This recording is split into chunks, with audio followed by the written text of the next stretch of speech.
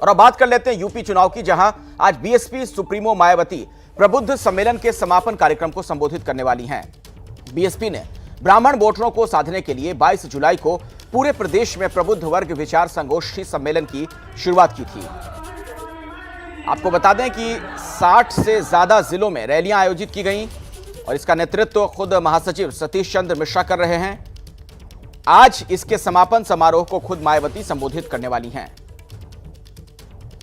तो जो social engineering का फॉर्मूला है, उसके जरिए एक बार फिर से सत्ता पर काबिज होने की कोशिश में मायावती ब्राह्मण वोटरों को लुभाने के लिए देखिए किस तरीके का प्रयास किया जा रहा है। सवाल यह कि आज जो उनका सम्मेलन में संबोधन होगा, क्या बोलने वाली हैं मायावती। दिलचस्प लड़ाई चल रही है, वो भी वोटों की, और सबसे बड़ी लड़ाई है ब्राह्मण वोटरों को अपना बनाने की। पीछे मायावती का घर और ये बीएसपी का ऑफिस।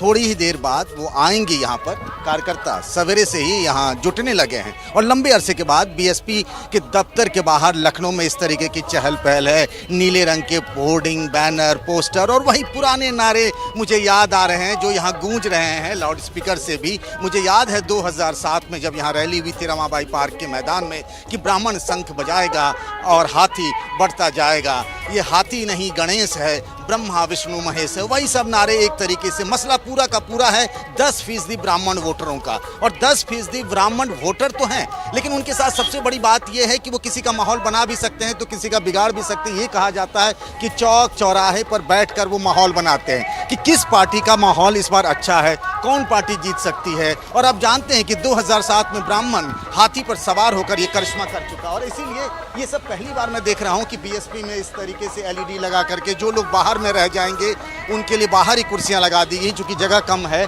और इसीलिए इस तरीके से इंतजाम, एक तरीके से शक्ति प्रदर्शन किया जा रहा है ब्राह्मणों को लेकर के। देखिए ना, समाजवादी पार्टी भी प्रबुद्ध सम्मेलन कर रही है, बीजेपी भी प्रबुद्ध सम्मेलन कर रही है, और बीएसपी सतीश चंद्र मिश्रा की अगुवाई में 60 जिलों में प्रबुद्ध सम्मेलन कर चुकी। चूंकि हाईकोर्ट का ये कहना है कि जाति के आधार पर सम्मेलन नहीं किया जा सकता, इसीलिए प्रबुद्ध सम्मेलन का नाम दिया गया। लेकिन सबसे बड़ी दिलचस्प होगी कि ब्राह्मण वोट इस बार किसके साथ जाएगा। जो बीजेपी कही जाती थी ब्राह्मण और बनियों की पार्टी, उसके वोट बैंक में सेंध लगाने के लिए बीएसपी ने ये चाल चली है।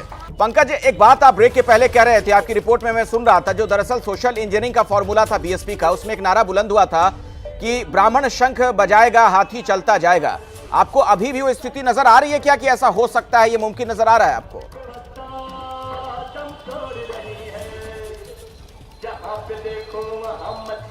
देखिए, बड़ा मुश्किल है क्योंकि पिछले 14-15 सालों में ना यूपी की राजनीति बहुत बदल गई है। ये जब 2007 में नारे लगते थे ना अखिलेश, तब बीएसपी के पास अति पिछड़ों का भी वोट बैंक था। ये कांशीराम की ही राजनीति थी कि दलितों और अति पिछड़ों को जोड़ने का। उसके साथ मायावती ने ब्राह्मणों को भी जोड़ लिया तो काम बन गया। लेकिन अब हालात बदल रहे हैं। वो जो वोट बैंक है वो बीजेपी के पास चला गया, ब्राह्मण भी बीजेपी के साथ हैं, तो बहुत मुश्किल काम है। मायावती ने शुरुआत की है, सभी जगहों पर ब्राह्मण सम्मेलन कर रहे हैं। एक जो परसेप्शन बनाई जा रही है योगी सरकार को लेकर कि ब्राह्मण नाराज हैं, पर ब्राह्मण अभी खुलकर बोल नहीं रहे हैं। ब्राह्मण जो आमतौर पर मुखर होते हैं अखिलेश, आप जानते हैं बिहार और यूपी में ऐसा होता रहा, लेकिन इस बार वो थोड़े साइलेंट हैं।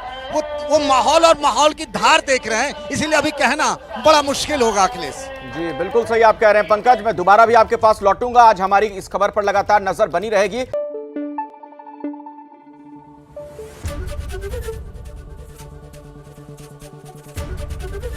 एबीपी न्यूज आपको रखे आगे।